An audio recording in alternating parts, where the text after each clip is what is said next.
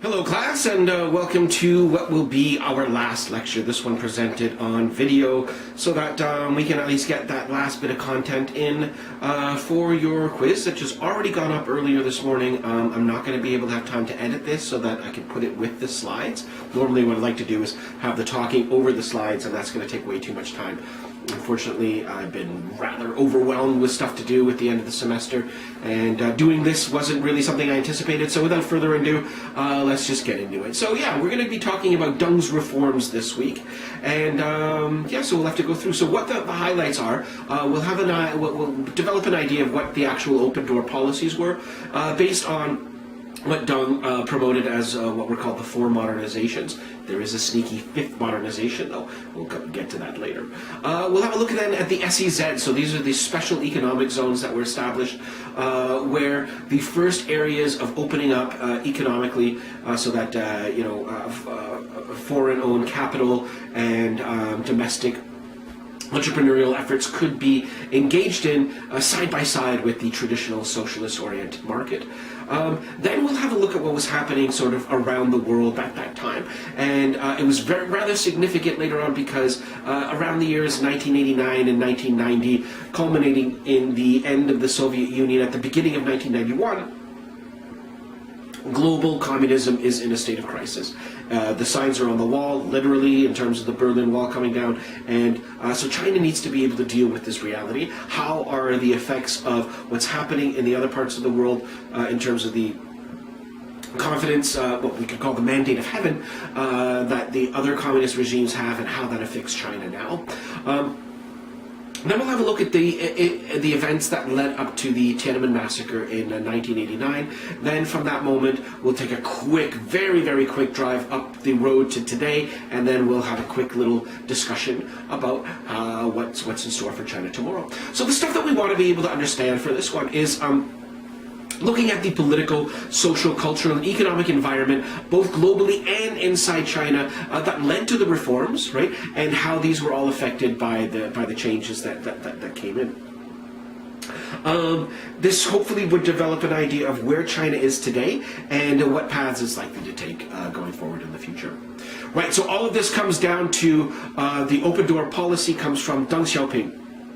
So we've already talked about China's paramount leader and who he was. So thrice purged during the Cultural Revolution, this guy emerged in the power vacuum that existed after Zhou and Mao died, Zhou Enlai and Mao Zedong. And he managed to step up and become the leader of the Communist Party and establishing control of what would be the triad of power. So the triad of power includes the government, the military, and the party. So incrementally and through all these stages, he managed to get power over those.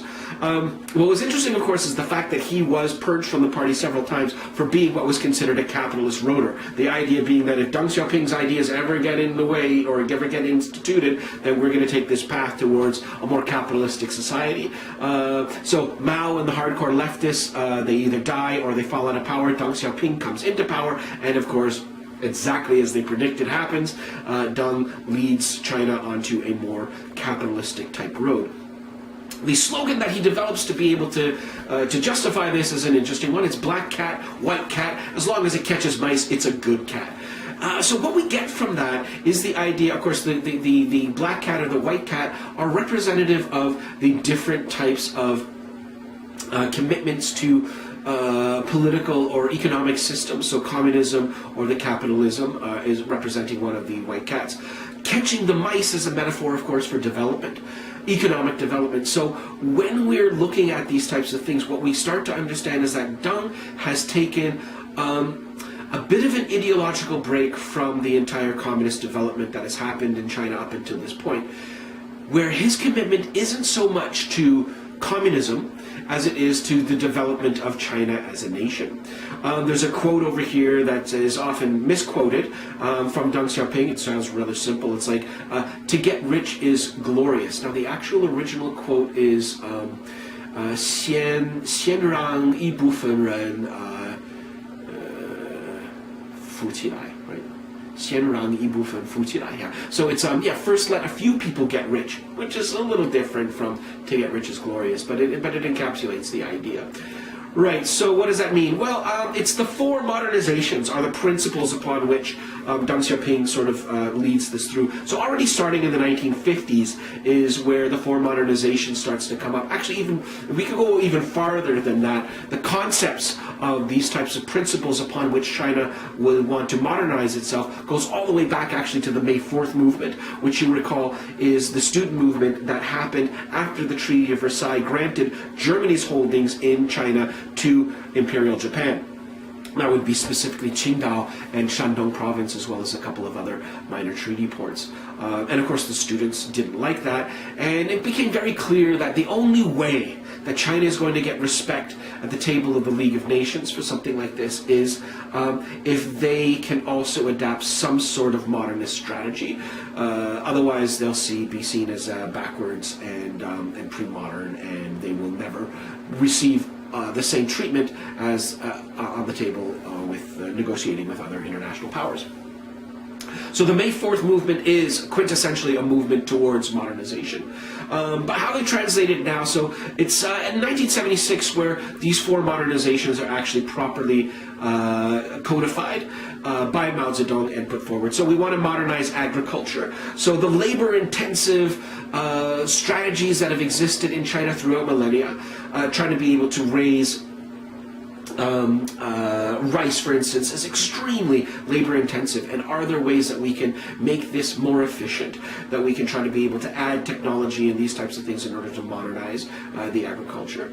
Industry, of course, is something else, right? So along the way, as we discussed, creating the primary and the tertiary industries, secondary industries, wasn't too bad under the Stalinist systems that existed earlier in China's communist history, but the way that they wanted to be able to get things going in order to develop what would be considered a consumer society, and working on the tertiary systems required a general change in how these things were done.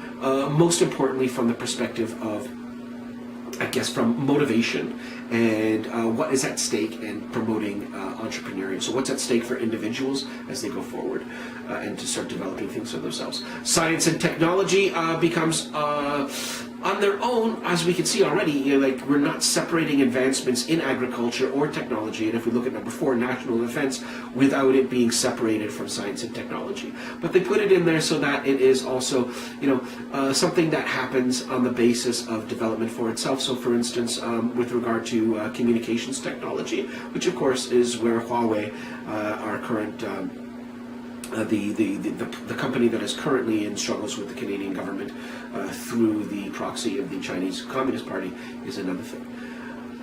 So yes, these are them. So they want to be able to develop the 4 modernizations: agriculture, industry, science and technology, national defense. So how do we get this better? And the idea of incremental change is there with his It's Glorious to Get Rich, is the idea that we want to be able to open up certain areas of the country, allow this type of development to happen, and then that development will spill over into other parts of the country. But what we notice here is that there is no real inclination with regard to the modernization. These are all very practical things. There's no inclination towards sociological, and certainly nothing with regard to political change. So that 5th modernization is noted in 1978 by a former Red Guard. There was a movement called the Democracy Wall movement, so in Sinan, in Beijing. A wall that was put up that encouraged people to come and start to criticize or write stuff about the government. And initially, of course, nobody was very interested in doing that because it was hazardous to be critical of the government. But the 5th modernization is around this time where that happened. And the 5th modernization is political reform, which is supposed to include greater democratic participation from the masses in terms of the broader decision makings that are happening on a government level. So the 5th democratization, the 5th modernization is democracy. So we'll come back to that in a bit. So when we look at the special economic zones, so these are regions like where including the capital, including Shanghai, where these areas are allowed to be able to invest capital in things that would have otherwise not have been permitted under the classic Stalinist or Maoist economies, the planned economies that happened there. So private ownership was allowed and encouraged, and they were allowed to be able to compete with the old socialist structure that was there. And what they found along the way, of course, is that the capitalist systems, with the profit motif as an instigator and a motivator, was a lot more efficient than the old state-run enterprises. So they eclipsed, or they actually ended up buying out a lot of the older state-run companies. And China advanced very quickly. So the main areas over there, Xiamen, which is a part of Fujian province, Shantou, Shenzhen in Guangzhou or Zhuhai, and then largely the entire island province of Hainan on the south all became special economic zones. So largely the coastal cities and the south all began to develop at a rapid pace beginning in the late 1970s. By the end of the 1980s, communism was experiencing problems. So there were many of them, but largely the conventional wisdom is that in competing in an arms race with the United States, the Soviet Union had managed to bankrupt itself.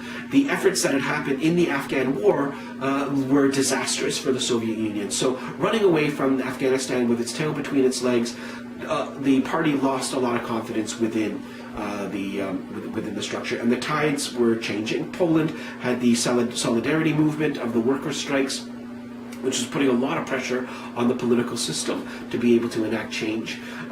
East Germany saw mass migrations through open borders, going from many people just voting with their feet, leaving East Germany through Czechoslovakia and going into Western Germany from there. Now, keeping in mind though that after 1989 came down, the wall came down, Germany had a very, very different situation from China or Russia, because that was a unification. In a way, you could say that the West Germany annexed East Germany and took on a lot of their economic and sociological burdens. The Soviet Union didn't have that, so their process was to end up selling off a lot of the state-owned organs, and this was bought up by people that were in power, many of them in the KGB, which was the basis of the power basis of the Russian oligarchy that we hear so much about in the news today. So these were often former KGB agents that had access to tin mining facilities in this part of the world that created billions of dollars in tin a year, because these were all owned by the state and they were going through a ability to be able to, communism was collapsing and this was going to be privatized. Who was going to pick it up? Well, very typically people that had inroads into the power and the old power structure were the ones that were able to maintain it by sweeping in and buying up everything that they could. So yes, the Soviet bloc collapses, leaving in this cartoon that we look here, we've got China, we've got North Korea, and we've got Cuba. Vietnam should probably be on there too, but that's okay. Yeah, but basically, one by one, all of the communist powers around the world are collapsing. And this is ominous for China, of course. So getting back then to the May 4th movement, and I've already discussed how the powers or the impetuses behind the May 4th movement drove the modernization, and there was an idea what they called the T-Yong dichotomy, which was the initial self-strengthening movement was the idea that we could, Yong is the usefulness, that we could bring in the practical elements of the technology from the West and we could advance our lifestyles in this way, but T, this is the essence, the stuff that makes us Chinese, we're going to keep that. But those foreign ideas such as democracy and civil liberties and these types of things are not going to be imported. These are things that will compromise who we are as Chinese. So this was the essence versus the practicality as they were coming in. And this was something before the May 4th movement. But it was during the May 4th movement where they said, no, if we're going to modernize, it has to be a complete modernization. We have to be able to jump in, create this republic, become an actual government that is responsive to the needs of the people, created by the needs of the people, and is quintessentially democratic. Remembering at that time, after World War I, all the powers in the West seemed to be becoming more republican and more democratic. They were creating these powers, and what we saw was a country like Germany, for instance, that was still had an emperor, that was still had a very powerful aristocratic class, had now been dissolved. And the Weimar Republic was also built in the model of a social democracy. We were, of course, to learn very quickly from the examples of, starting in Italy with Mussolini, and then Franco's Spain, and then lastly, of course, with Adolf Hitler's Germany, that social democracy was not the, and of course, for the Russian communists, on the other end of the political spectrum, that social democracy was not the only modern option that was available. So the Chinese later on chose, in terms of their modernization strategies, and if that's what that was, rather than a commitment to communism, then there was no discrepancy between what Deng was trying to be able to do with his reforms.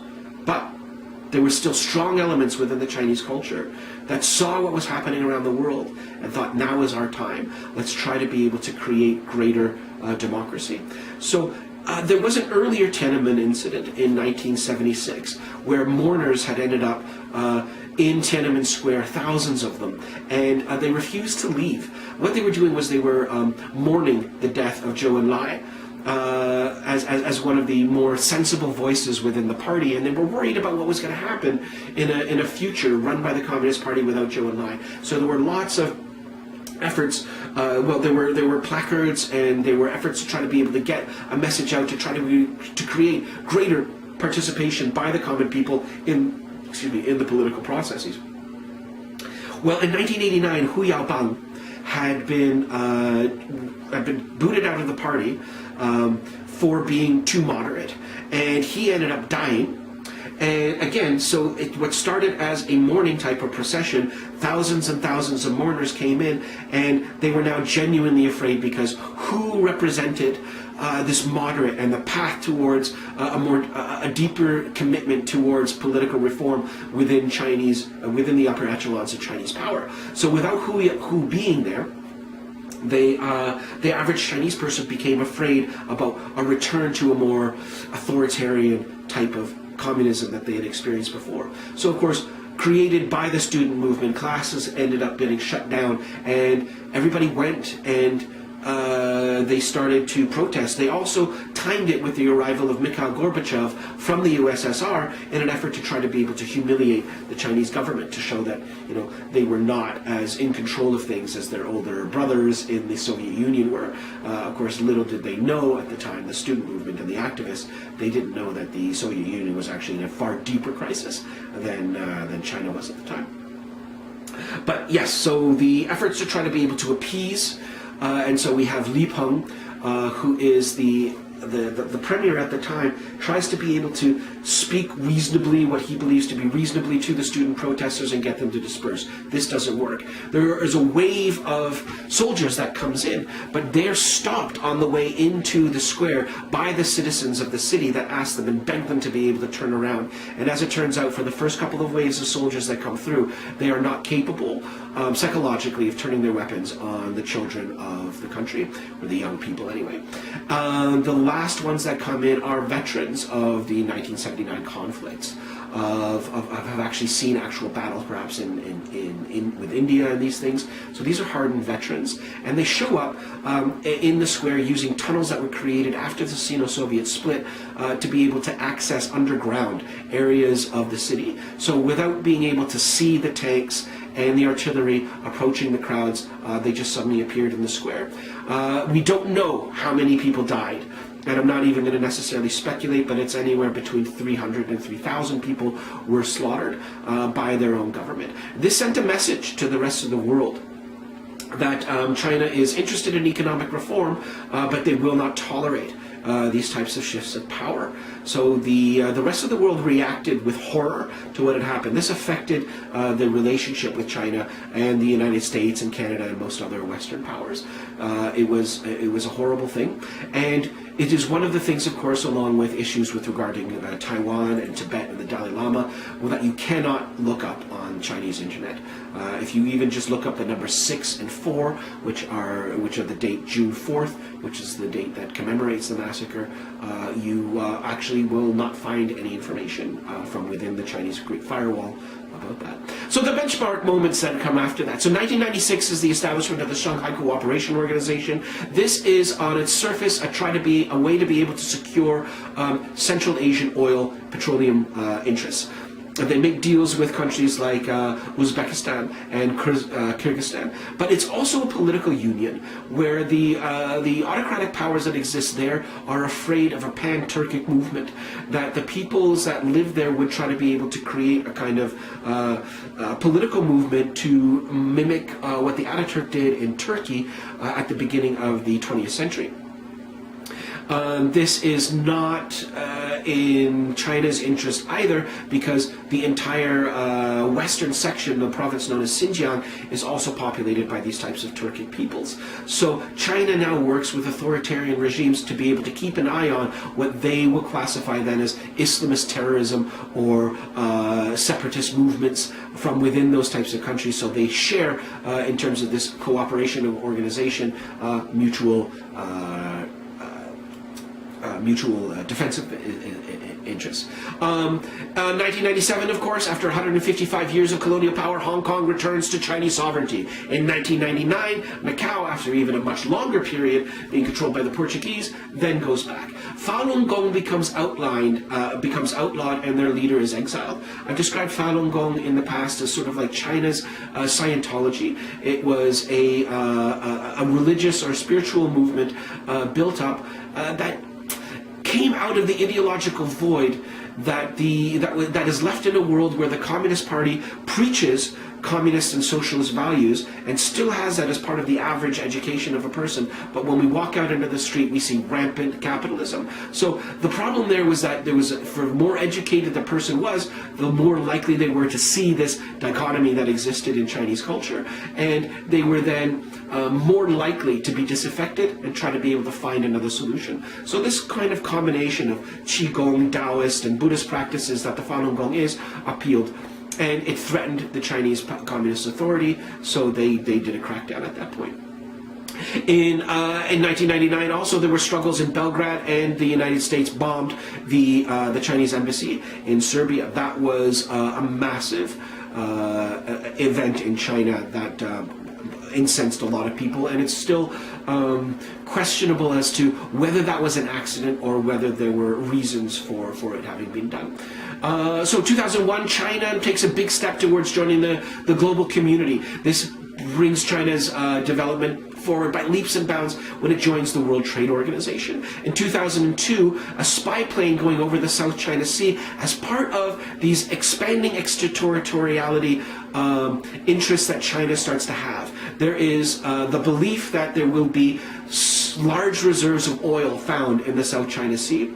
Now, traditionally, those areas, within international law, belong equally possibly to Indonesia, possibly the Philippines, and possibly Vietnam.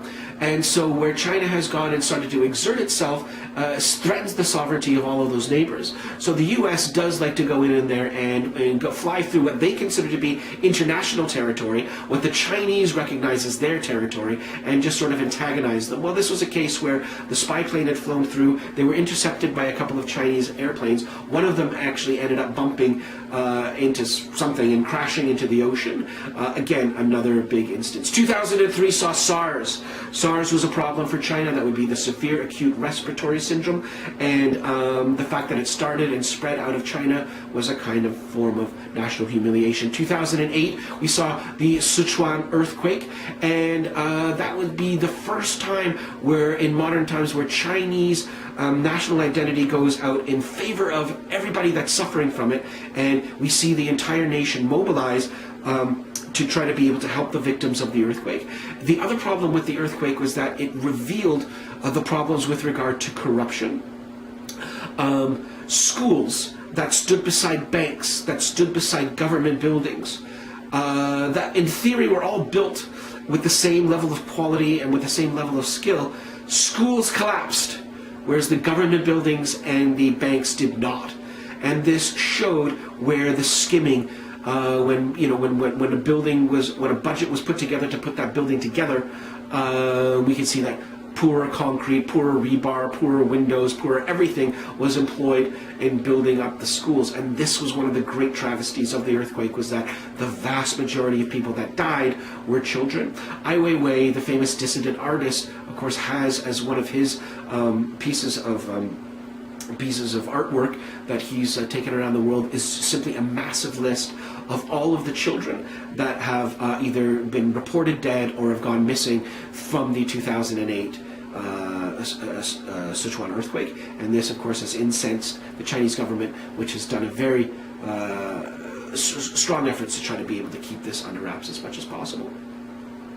2012, we have this bizarre Wang Lijun incident. So Wang Lijun is the wife of Bo Xilai, who is the mayor of Chongqing, and he is a romanticist with regard to the changes that he sees in Chinese society, going away from the revolutionary and socialist values that had built the People's Republic.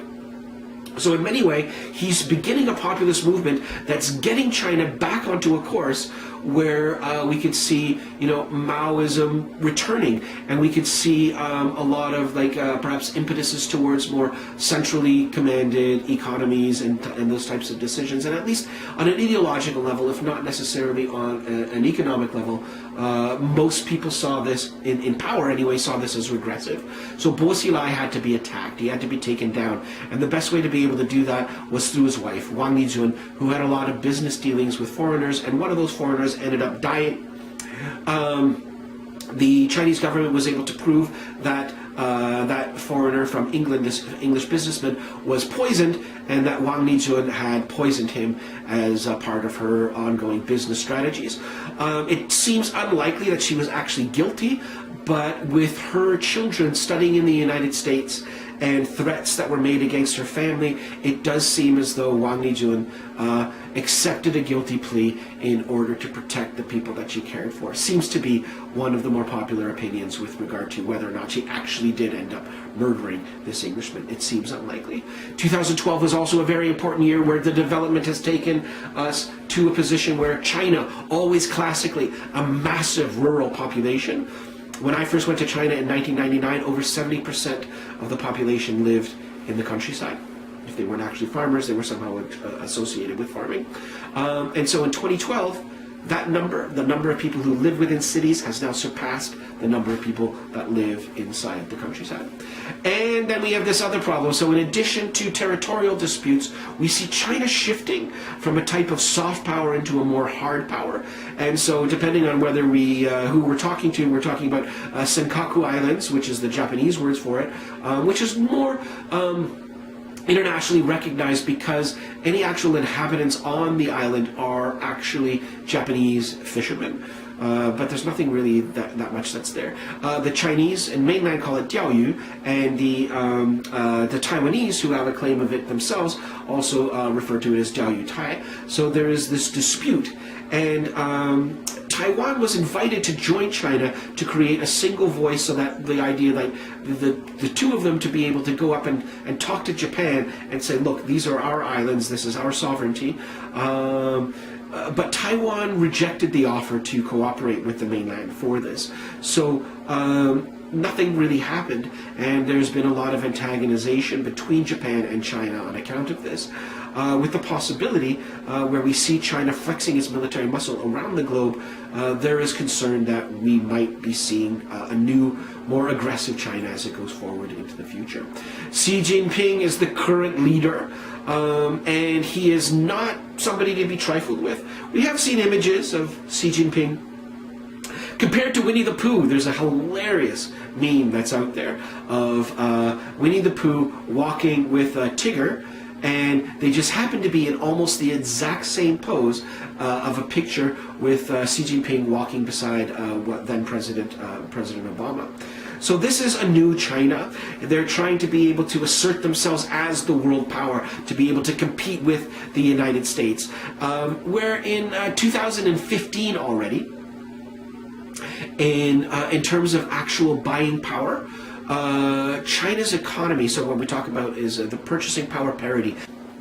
This is a really, really broad summary for how we've gotten here. So basically, communist, structured, and command economy with no open competition and very closed off to the world. Starting in the 1970s, Deng Xiaoping comes in, creates the open door policy under the auspices that black cat, white cat, as long as it catches mice, it's a good cat. So now we have these competing systems inside China with the one country, two systems type of thing that they've devised. So in the special economic zones, the economy is exploding. Things are going crazy. Things are happening at a rate that have never been seen before, averaging through large stretches of the early 2000s and the 90s, double-digit growth, which has never been seen in human history before. The closest thing would be the rebuilding of Germany and Japan after World War II, but even that, what the Germans called the economic miracle, this Wirtschaftswunder, didn't compare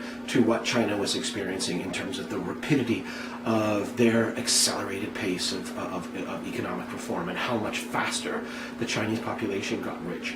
But this creates very interesting problems around the world. So as a rich Chinese culture grows up, this is still largely a peasant culture, so that in other parts of the world, in a lot of the neighboring places, for instance, you go to Thailand, Chinese tourists are among some of the most loathed people on the planet, where before you speak to your average Thai person about the type of tourists that they don't like, and typically Americans and Israelis are going to stand at the top.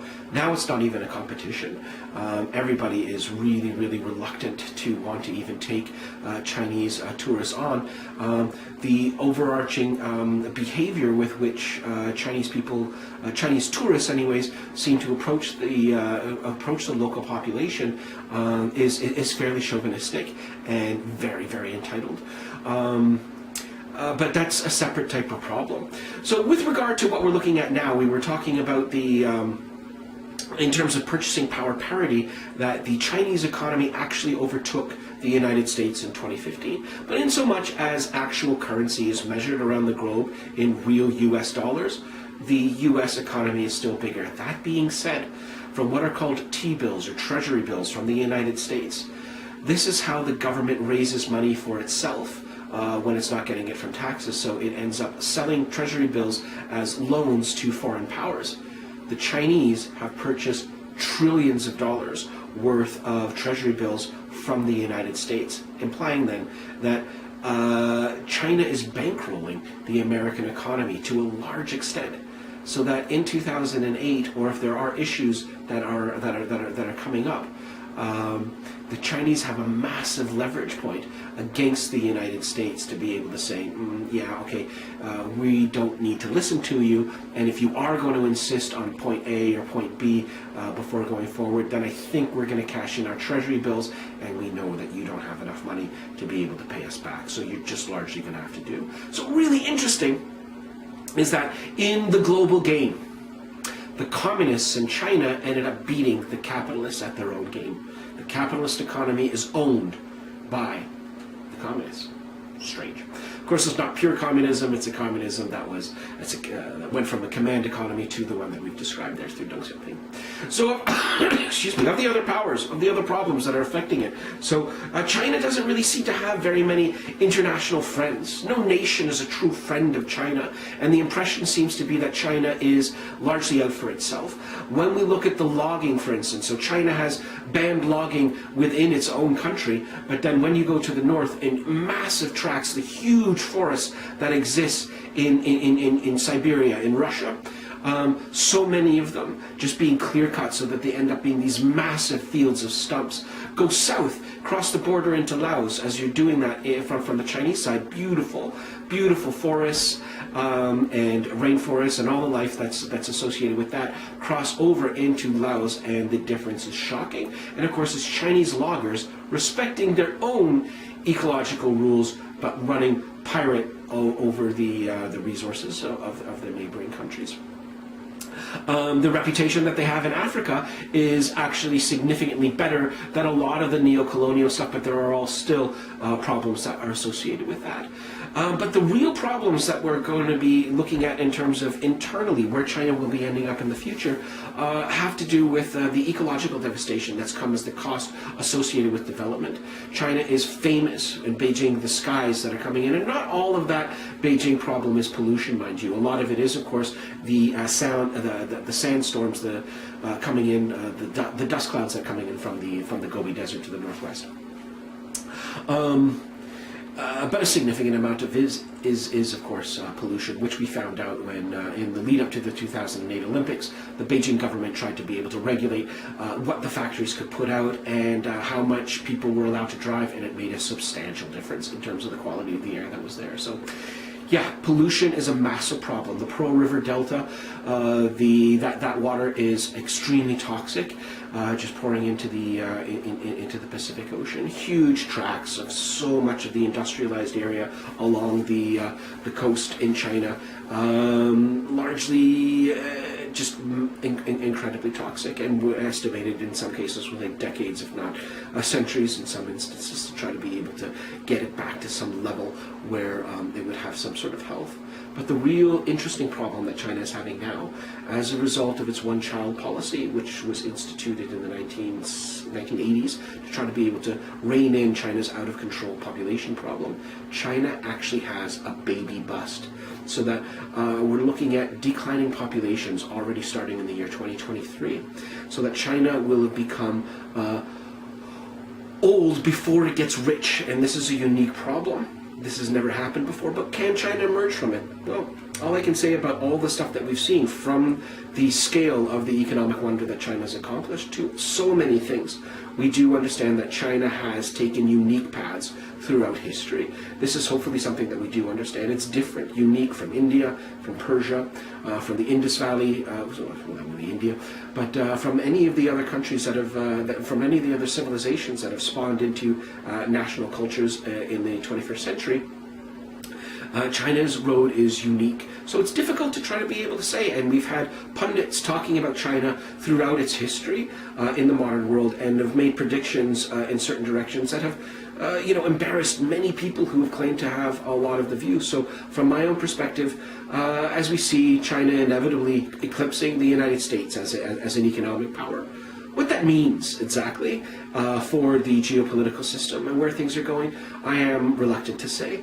But whatever happens, it will be fascinating, and I'll definitely be continuing to keep an eye on how things develop. And as you guys have all signed up in this course, and I've had a great semester with you all, I expect the same from you. So that's it for now. That should be the content catching us up to where we needed to be. I'm sorry I had to go through this so quickly and didn't get a chance to answer or address any questions or to facilitate any discussion, but this is the reality that we're dealing with. Once again, it's been a fantastic pleasure being your professor for this CUL610 China and the World, and I do hope to see many of you, all of you, any of you, in the coming semesters as we are on campus. All right, take care, and 再见. Pleasure being your